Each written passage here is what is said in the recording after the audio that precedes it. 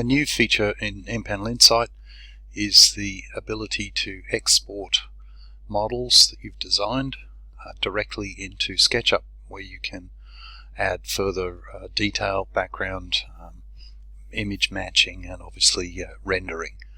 So to show you the procedure, we firstly need to install the Sketchup plugin, and this will automatically go find the location of your Sketchup.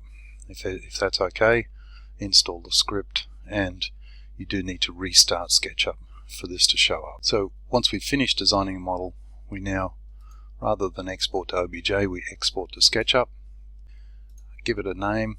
I'm using a name that's already saved, so I'm replacing that, and then from inside Sketchup we import MPanel file from the same location we saved at, and there's the model.